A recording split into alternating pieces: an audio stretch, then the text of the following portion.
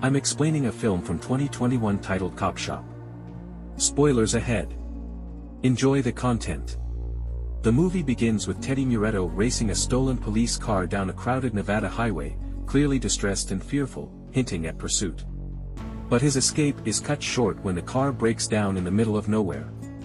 Having no other option, Teddy walks on foot toward the Nevada border while toting a bag containing cash and crucial papers that he pilfered from his customer. In the meantime, two police officers are talking near the Nevada border. Coleman gives Valerie a rookie police officer, a gun as a gift, and she carefully and expertly analyzes it. Subsequently, the cops learn about an incident involving a disturbance at a nearby wedding, according to intelligence. They arrived at the site immediately. When they arrived, the mayhem was already well underway. Valerie had to shoot warning shots into the air to put an end to the altercation that was taking place in front of the building as she got out of her car. Suddenly, Teddy, a business consultant who had earlier fled in a stolen police car that broke down near the Nevada border, attacked her from behind. Teddy struck Valerie from behind until she collapsed to the ground. Valerie's partner then aimed a gun at Teddy, who raised his hands in surrender. Teddy was effectively incapacitated and restrained by Valerie shortly after she used a taser. At the police station, Valerie later arrested him on suspicion of assault. Seen watching Teddy from a distance during the arrest was paid hitman Bob Vidic.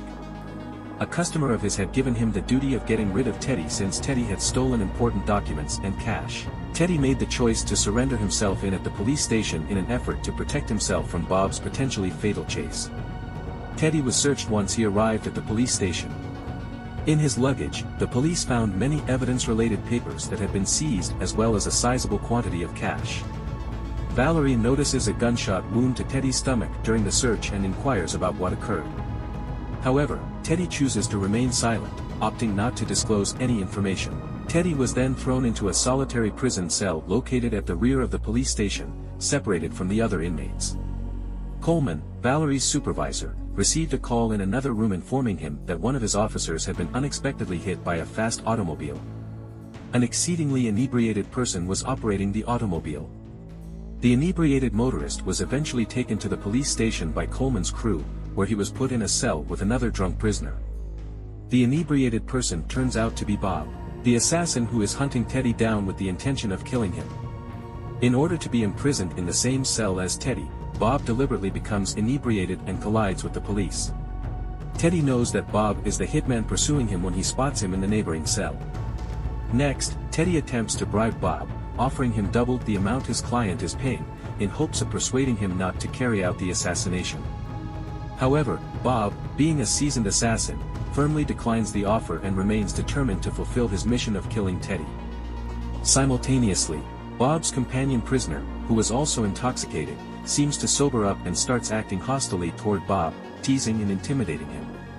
The prisoner irritates Bob without understanding who he really is and how dangerous he is. Bob gives his cellmate a deadly hit at exactly noon, making him throw up blood. Bob plans this terrible deed to stir up trouble and draw the cops to his cell. Coleman, the supervisor of the police station, dashes in to personally examine the situation as soon as he hears the alarm going off. He went inside to see how Bob's fellow prisoner, who was unconscious, was doing. But just as Coleman bent over to take stock of the situation, Bob suddenly assaulted him from behind. Bob swiftly seized the gun tucked into Coleman's waist. He immediately aimed the gun at Teddy and fired several shots in an attempt to eliminate him. Fortunately, Teddy managed to evade the gunfire by jumping and hiding under the bed. Valerie unexpectedly pointed her gun at Teddy, foiling Bob's attempt to murder him. If Bob tried to attack Valerie anymore, she would shoot him in the head, Valerie said. Bob gave himself up, and his hands were handcuffed to the cell's iron bars.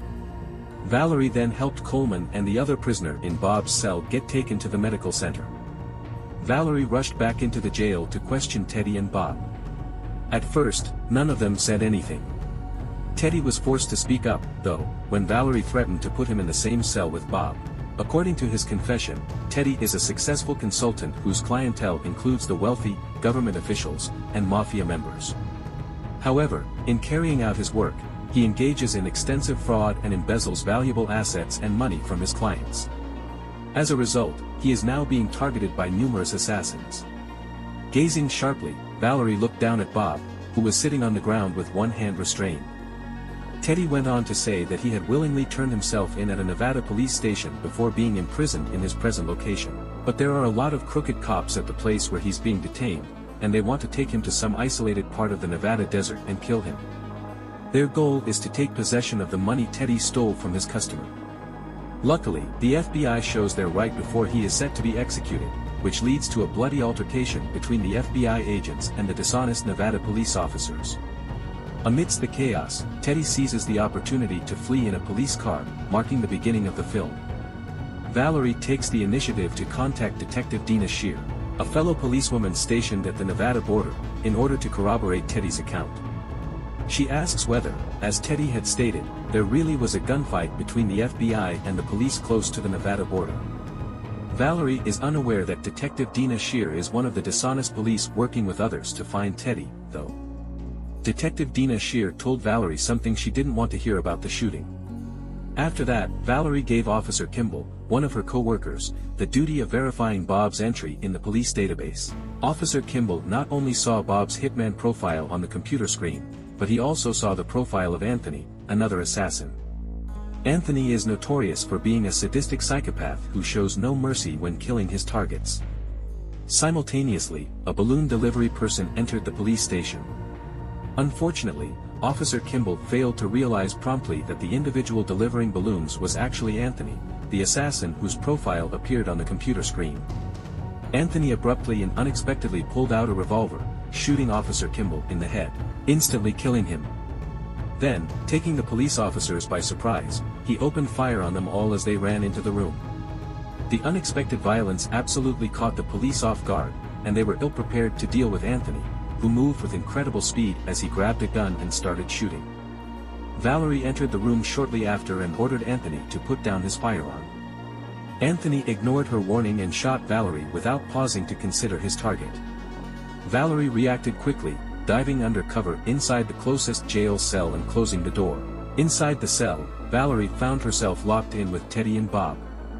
Fortunately, the prison door turned out to be bulletproof, preventing Anthony from breaking through despite his relentless barrage of bullets. Despite successfully taking refuge in the cell, Valerie suffered a serious stomach injury from the gunshot fired by Anthony earlier. Coleman's companion, Officer Hubbard, suddenly pulled out his revolver and opened fire on both Coleman and the prisoner.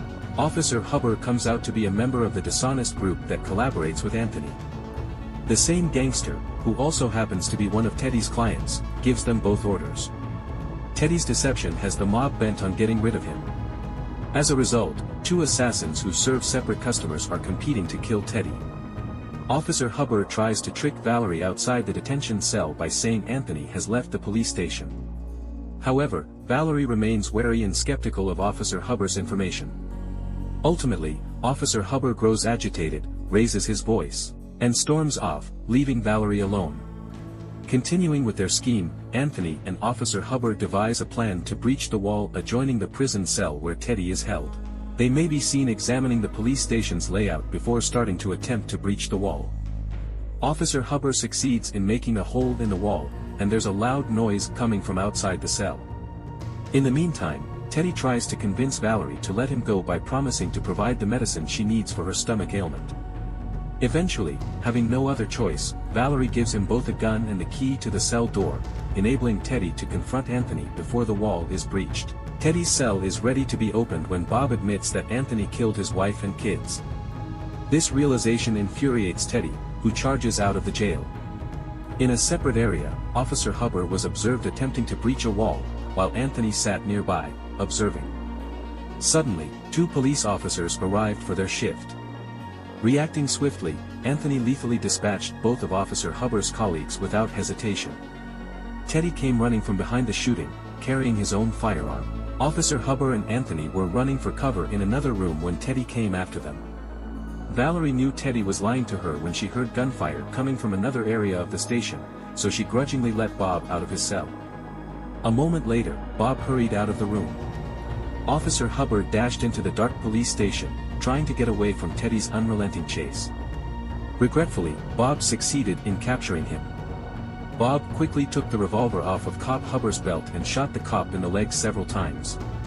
Using Officer Hubbard's body as bait, Bob lured Anthony into the room. Before long, Anthony arrived, believing he had hit his target. However, Bob emerged from behind, initiating a physical altercation between the two assassins. There was a noticeable age gap between them, with Bob appearing younger than the aging Anthony. So Bob threw down his gun and easily defeated Anthony in hand-to-hand combat. It was a fierce, fast-moving encounter. Anthony reached for a knife and pointed it toward Bob's stomach in a desperate attempt. But Bob, with his superior fighting abilities, saw right through the attempt and delivered a lethal stab to Anthony's breast. Teddy reappeared and aimed a rifle at Bob just before he was about to kill Anthony. Bob left the critically injured Anthony behind and hurriedly left the scene. Then Teddy stepped up to Anthony and fired one more, fatal shot. Not long later, Teddy started pouring liquid gasoline throughout the room with the intention of lighting it on fire. Unsteadily, he made his way into the kitchen. While in the kitchen, Valerie confronted Teddy, informing him that she had already alerted the FBI to apprehend him. Upon hearing this, Teddy became emotional and hurled a jerry can of gasoline at Valerie. Teddy chased after Valerie, who luckily avoided the attack and ran upstairs. Teddy was unlucky to be shot in the chest by Valerie, who was a proficient gun owner. The man fell onto the basement cabinet. But just as Valerie was descending to evaluate Teddy's condition, Detective Dina Shear, her colleague in the police, appeared out of nowhere and opened fire. The detective is obviously one of the dishonest cops that shot Teddy at the border with Nevada earlier. Valerie was leaned against a table, and Detective Dina Shear was in front of Valerie as the two policewomen faced one another. With a rifle aimed at Valerie, Detective Dina was poised to shoot. Fortunately, Bob arrives just in time to rescue Valerie, swiftly shooting the female detective. Bob approaches the now immobile Teddy and completes his objective by shooting the helpless man twice. After obtaining Teddy's seized possessions from the police, he quickly leaves. The FBI arrived at the police station just as Bob leaves down a deserted Nevada road in the movie's final scene. He promptly contacted his client to confirm the completion of his mission, disposing of Teddy, and retrieving the stolen money and documents. Hope you enjoyed. Do subscribe, like and comment if you'd like to see more videos like this. Thank you for watching and see you again soon.